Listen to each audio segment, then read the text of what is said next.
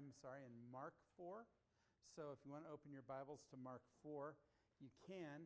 I will tell you that in actual chronology, the story that we're looking at today, where Jesus is asleep in the boat and he calms the storm, happened before he walked on the water.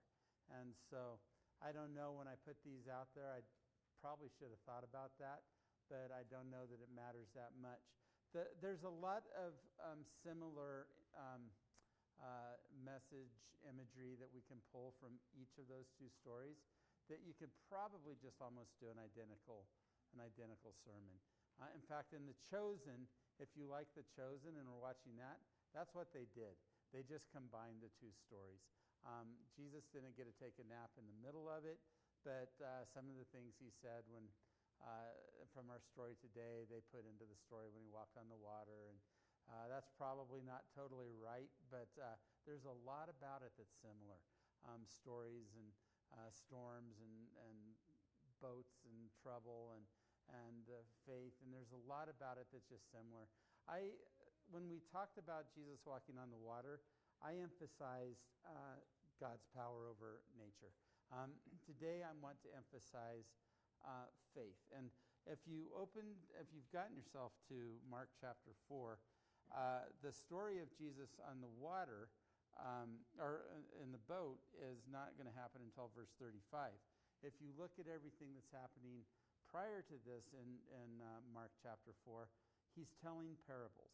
And he's telling stories about faith, and he's telling stories about the kind of the mystery of what's unknown and what's underneath, and the fact that time is a necessity because growth happens over a period of time. But his parables are about faith and growing faith, and so it's not disconnected from the story that we're going to look at when we consider this. So if you are in Mark chapter 5, we're going to pick up at Mark 4.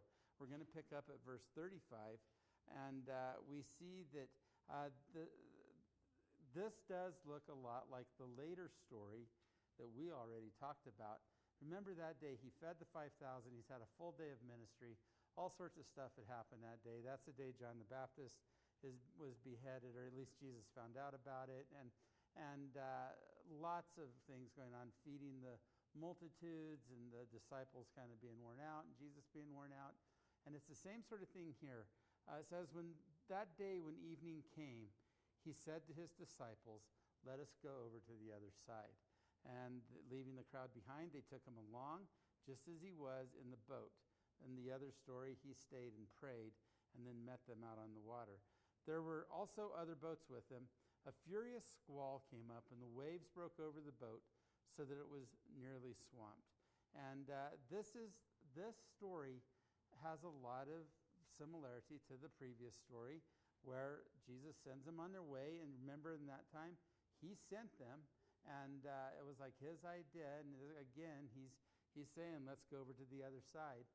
And that's what Jesus does sometimes. But let's talk about the water for a minute. Let's talk about the Sea of Galilee and what it represents in this story. And it represents at least two things. One, though, it represents a passage toward rest, which is the same thing that we saw in the other Galilee story. Jesus is like, it's the end of the long day, you go. And it's like, if Jesus tells you to do something, it's probably going to be okay, right? And once again, Jesus goes, "Let's go to the other side." And so you figure it's going to be okay. But seas are dangerous. Have you ever noticed that in Revelation 21, there at the very end of the Bible, when God is making the earth right again, chapter 21 is a chapter that talks about what's happening there. And in that chapter, he begins with this: there will be no more sea. He's getting rid of the oceans. And why would he do that? Because oceans are dangerous. Oceans are they're separators. They're like literally borders or boundaries, but they're dangerous. You're by yourself. You're isolated. There's chaos. There's evil. There's confusion out on the ocean. And when God makes the world right, We're not going to have to take any long boat trips. We might do a nice little visit on a lake or something, but the seas are going to be gone. And it's because the seas are dangerous. And the Sea of Galilee is maybe especially dangerous. It's 600 or 700 feet below sea level. It's surrounded by hills and even many mountains, not M-A-N-Y, but M-I-N-I, mountains. And the winds that blow over that, with the fact that the sea is so far below sea level, by the time the winds get down to the water level, they're often dangerous. And these fellows would have known that. These were fishermen. They would have known that. But storms happen, and storms in the story represent the very, very obvious. Storms represent unforeseen troubles. It's like, go home, get some rest, and all of a sudden there's a storm. These guys were fishermen. Many of the disciples were fishermen. When Jesus said, let's go across to the other side, every one of those guys that were fishermen, by their nature, by their experience, would have looked up to the skies and saw, this looks like a good time to travel. If they thought it was bad and there was going to be a storm, this story would have been about, I told you to go, but you're whining about the storm that might come, and we don't know if there's a storm or not. You need to just trust me and go, but that's not what this story is about. This story is about Jesus said go, they looked, it looked good, and so they moved along with Jesus' advice. And they weren't worried about the storm, but the storm became bad enough that these experienced, seasoned fishermen are going to be, in a moment, we're going to see that they are very, very panicked about the storm. The troubles that comes as the boat was nearly swamped, and they are fearful of what's happening. And this is what happens in our lives. We do experience troubles, and they're real and they're serious. And I've kind of observed over my life, and in fact, I was kind of sharing about this in the early service. Zach is doing a really good job taking a break right now. We have not even talked about football. He is doing his thing. And but Zach and I teach different ways, and we sort of attract different people. When you think about teaching and ministry, Zach is super good at literally teaching. Zach can take a passage and he brings the background into it so well, and he just does all that. I'm really good. My ministry is more oriented towards people who are in storms. If any of you know us, you would really say, like, yeah, Zach would have been doing the part up on the land where they're talking about parables and things going on.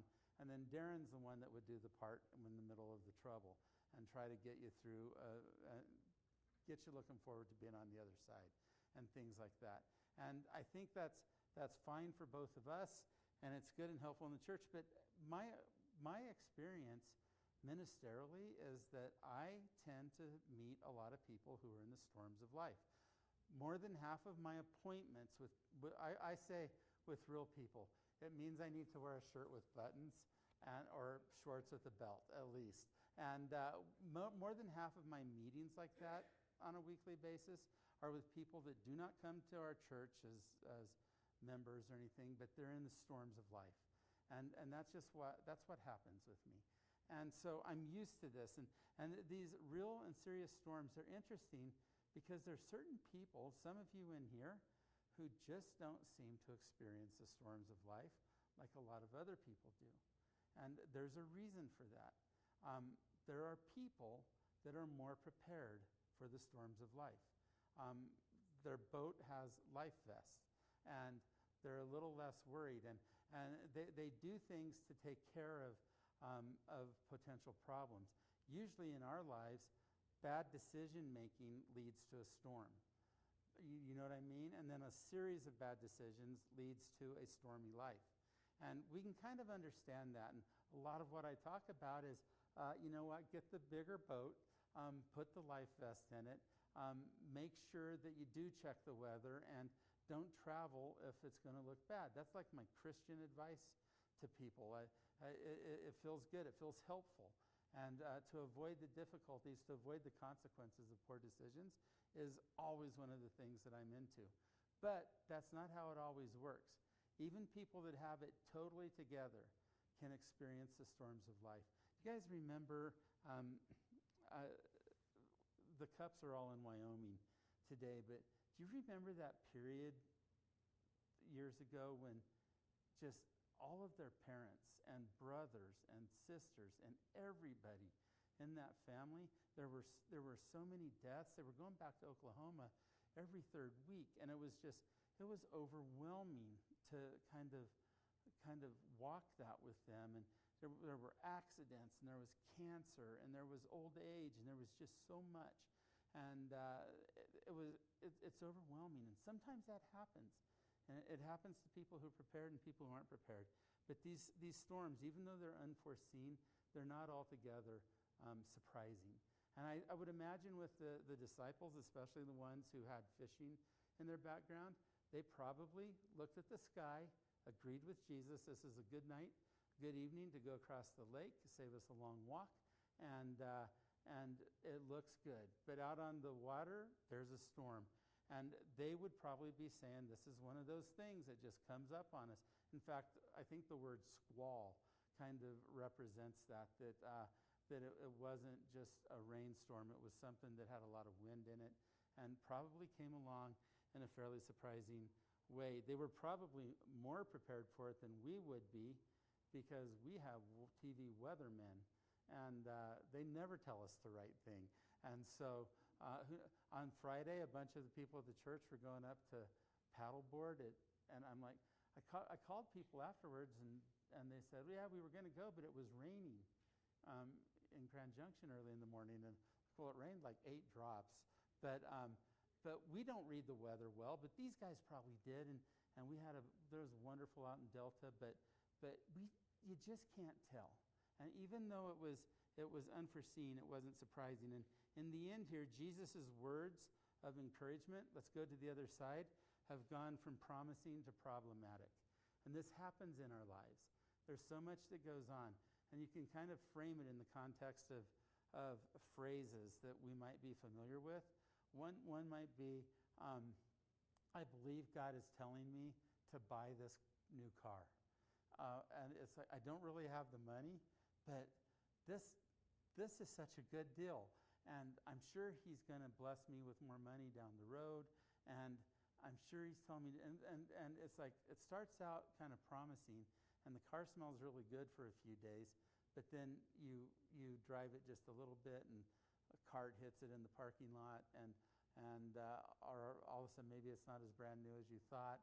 And there's all these things. It's like, I think God's telling me that I should ask her out on a date. Or I think God's telling me that if he asks me out on a date, I should say yes. And everything's all hopeful and good. I think God's telling me to get a new job. I think God's telling me to start a new business. I think God's telling me to remodel the church. And it's just like, it starts out fun and hopeful, and it ends up just being problematic, and troubles come, right? And that's just the way it is with storms. But we see that the disciples here now are going to express something that represents a question that we ask a lot during our times of trouble. Does God really care about our fear and our pain and our suffering? In verse 38 and 39 says, Jesus was in the stern, sleeping on a cushion. The disciples woke him and said to him, Teacher, don't you care if we drown? He got up and rebuked the wind and said to the waves, Quiet, be still. Your Bible might say, Peace, be still. I kind of like that. Then the wind died down and it was completely calm. And so there's some things that I think we should think about that are revealed in this question that they ask. Don't you care that we're dying? Don't you care that we're drowning here? Don't you care that I am in distress, that I am next to death? And some of us we can get this discouraged, we can get this depressed, that we ask Jesus the same question. But part of what's going on in the context of this passage is that he's just told a bunch of parables about faith, and not just faith, but about growing in faith and about the nature of faith. He's talked about seed and soil and water and sun, and he's talked about what happens when you're not on good soil, but you are on good soil, or you're not, you're in rocky ground, and the good soil's not there. Talks about what happens when there's too much sun and not enough soil. He's talked about a lot of these things in the stories that he's told. He's been talking about a growing faith. And we're going to see in a minute when he kind of confronts them, he places his confrontation in the context of faith, of what he's talked about all day long. But this is part of the beautiful point and purpose of this story, is that in the midst of this storm, Jesus is going to put everything in the context of our faith. In the other story, Walking on the Storm, he really puts the context. Faith is there, obviously, especially for Peter as he exercised it. But in that story, we see to even a greater degree his power and his authority and his control over nature. We saw this here as well, but I think the emphasis is a little bit different. And so the question is, do you not care about our fear and our pain? And so I will tell you this, and this is my favorite note of these notes today. He was demonstrating his concern by sleeping. And so am I saying that Jesus is not concerned about our problems? He's concerned about us. He's concerned about how we respond to problems, but is he concerned about the things that are killing us? No. He's just not. Why? It's not because he doesn't care about us. It's because the things that we care about are not a factor to him. He was literally asleep in the boat. I remember I preached this passage for my father's funeral, and it took me several years to realize. I remember I was sitting in my office one day reading this, just a regular day. It was years after Dad passed. And I always think about Dad whenever I'm on this passage. And I remember realizing that I did that message for me, not for Dad, really, if you know what I mean. I think I needed it, and I don't feel bad about it. I don't think there's anything wrong with it. I don't think anybody in the room maybe would have noticed, but I needed that so badly then. I needed to know that the things I was the most worried about, Jesus really wasn't. He's more worried about me as a person than he is about the things that I'm going through. And so he is at peace. He is not worried about, when they wake him up, he stands up and he goes, "Quiet, storm, be still." And then he's like done. And it's like, I don't know if he rubbed the sleep out of his eyes. I don't know if he groaned a little bit, but he woke up and took care of the problem, which is great. It's gracious and it's wonderful. But he's not concerned about it. He demonstrates his power over the things that we're worried about by speaking. Genesis 1:1, John 1:1. This is the stuff that God's control over nature comes through the energy of his spoken word. And he has control and authority over everything. And it's always good. The lesson, though, isn't that God is supposed to speak my troubles away whenever I have a problem. The lesson that he's talking about when he begins to speak again, the lesson that he wants us to focus on is not about what's going on in our life. It's about our faith in him during what's going on in our lives. And that's where peace really is. Because he can say peace and change any circumstance that we need change. He could snap his fingers and make our worst problems go away. He could snap his fingers and make a little pile of not only money, but somehow tax-free money appear in our life, and we could solve our problems. He could do that. But that's not what he's never been interested in just being a magic worker for us. He's always been interested in our relationship with him, and our relationship with him grows as our faith grows, as our faith in him grows. And so he demonstrates his power through speaking. When we're dying, though, of pain, when we are in trouble, we need to bring Jesus and his words into our own stories. And this is what happens here. These guys, somebody, and I don't know which one, the way the story is written, it says the disciples get in a boat and there were more boats with them. So I don't know if they were all in one boat. I feel like they were. And I don't know which one of them was like, we need to wake him up. And I feel like maybe one of them in there was like, I think he'll get mad if we wake him up. I think he'll give us some lesson about faith or trust or something. We shouldn't wake him up right now. And somebody else is like, I think we should wake him up. This is a really bad storm. Even as it might have been like Peter, like, hey, I'm a fisherman. We should wake him up. It could have been Peter might have been on the other side, like, I'm a fisherman. I never died yet. Let's ride this out a little bit. I don't know who's smarter or who's braver, but I know that what we need to do in the midst of our storms is get the voice of Jesus going in our lives. And we talk about all the different ways that we pull this into our lives these days. We pull this into our lives through hearing the word. And I literally the last time I went to it was a meeting in Denver, and I had to drive across the state. I got on my phone, which is it's a miracle. I can get on my phone and I can push a button. It takes me about a minute to find what I need to find. You could do it faster. I push a little button that looks like a little speaker, and all of a sudden, my phone starts reading the Bible to me. Just reads it. And I started it in Psalm 1, and I just went all the way through. Got through all the Psalms before I got to Denver. Doesn't take as long as you would think. And I just listened to it, and I listened to a couple of them twice. And you got to do you've got to bring Jesus into your life in your time of trouble. You've got to hear the word. You've got to read it. Sometimes we're in trouble and we don't do anything. We don't look for the scripture that involves it. I've tried to share with you guys now for 3 years now.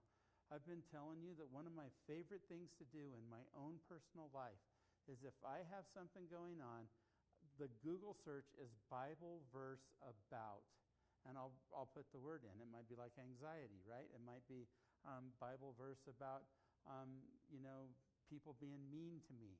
You can do anything. And you search that, and one of those is going to be this thing called Open Bible.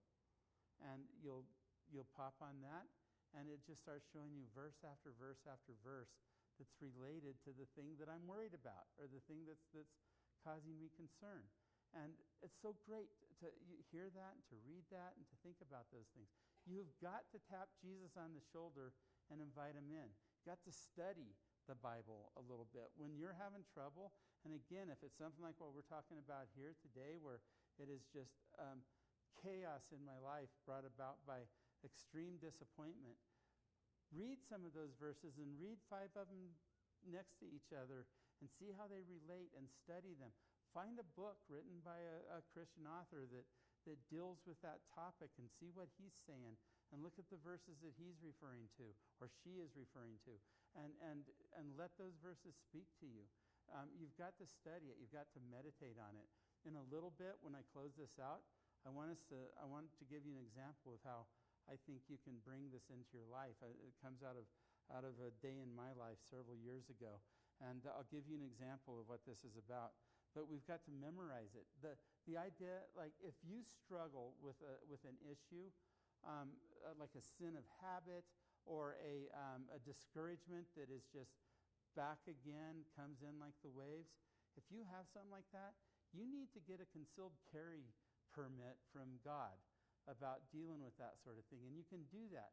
You can get a little Bible memorization pistol and keep it on yourself with a holster and some bullets on it that are directly relating to what you're doing.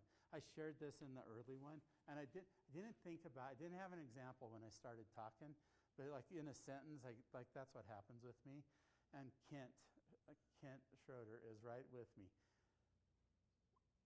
I go through City Market, and in the mystery of the universe and everything that God has planned and set out for us, I do not know why in the world the greatest value for the dollars that you spend in your life to what you receive are those milk carton things full of malted milk balls, Whoppers. They're like $1.79, and it's like this big. And it's like, I see those, And I love those. And I realize that those are a love-hate relationship. You're 100% love them, you're 100% hate them. You either never eat them once or you are like me. And it's like, it is the most tempting thing in the world to me. Of everything in the world, $1.79 for a milk jug full of malted milk balls is just like more than I can handle.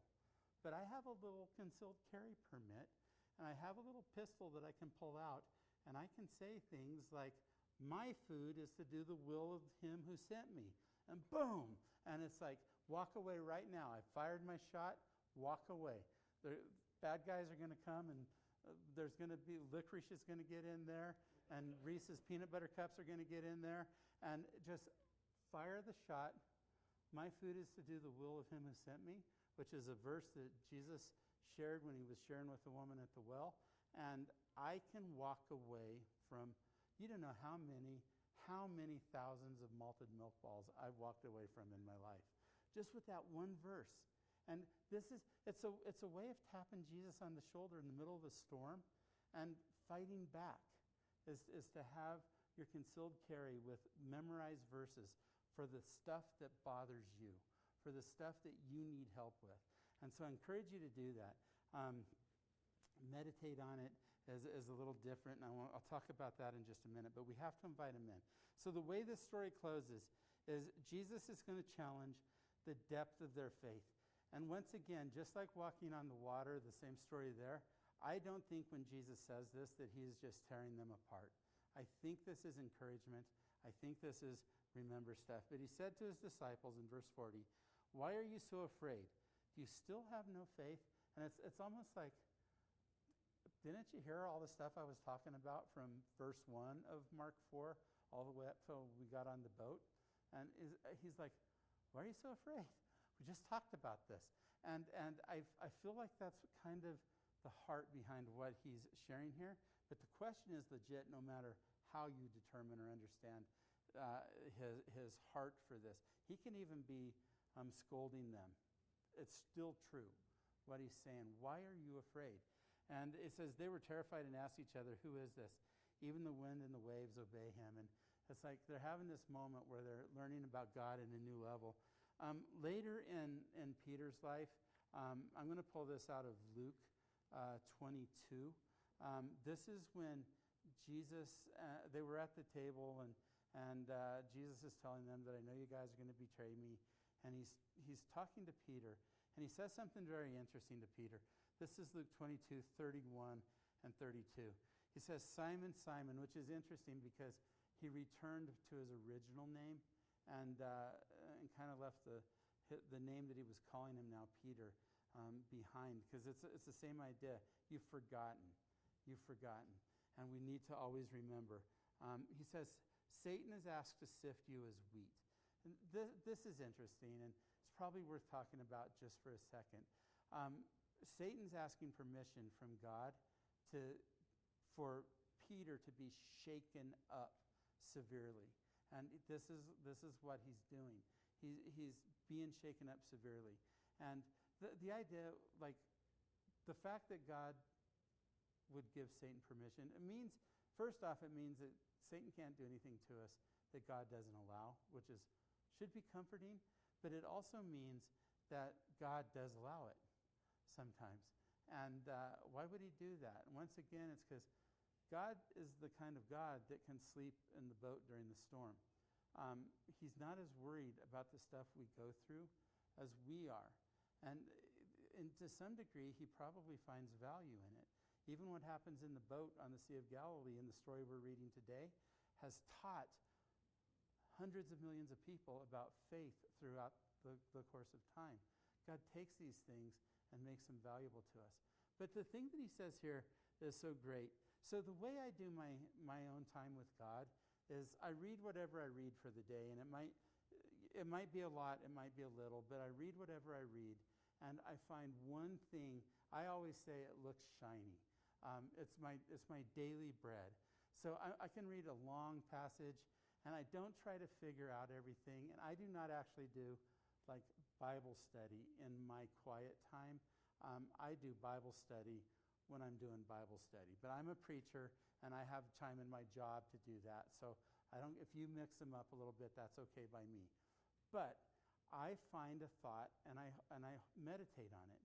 And it's a shiny nugget. It's one piece of the information. And one day, I was going through some stuff, and I got stuck on, but I have prayed for you, Simon, that your faith may not fail. And when you return, you will help the others. And I love that. And I put my focus on, but I have prayed for you. And one of the things when I meditate is I will say things like this. And when I want you to remember, I'm telling you that when you meditate on God's word, it's like tapping him on the shoulder and saying, don't you care that we're dying right now? And then he gets into my life and tells me stuff, even if it's something that might hurt me a little bit, my feelings. But when I meditate, one of the things that I'll often do is I'll read the phrase over and over again. And so I would read it like this, and I would say, but I have prayed for you. And then I'll think about what the word but means in that sentence. But is an important word.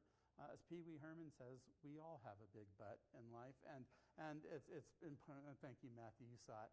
And it's an important word, and so you can think about it. And then you read it the next time and go, but I have prayed for you. And so I'm like, oh, it's not just like Oni prayed for me. Jesus prayed for me, right? It's like, this is an amazing thing. But I have. It's already been done. And I'll do that all the way through. But sometimes I'll take it a little different degree. And Matt, you might actually appreciate this, because I think you kind of helped me with this 20 years ago when we were talking about something. And Matt has drama in his background. And by that, I mean he was an actor on the stage. And he used to help me have ideas for how I could memorize those long passages of Scripture that I memorize and would share. But sometimes I'll try to do that. And I'm not an actor. I'm not a guy that can put emotion into things very well.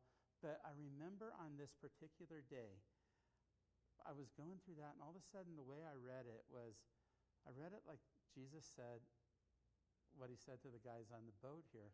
I read it this way, but I prayed for you, Simon, that you might have faith. And I have never forgotten that. Do you know when I struggle with my faith, when I worry about things, and it literally happened between the first service and the second service in here today? I just literally said this in the first service, and I went right back to it. But I've prayed for you. Jesus has prayed for us that we might have faith. That is an amazing thing. And when we think about the need for faith in the context of storms, which God allows when Satan wants to sift us as wheat, we can go back to these really great Bible verses like Jeremiah 29:11, which is it's God's best direction towards us to remember how he's thinking about us in our lives.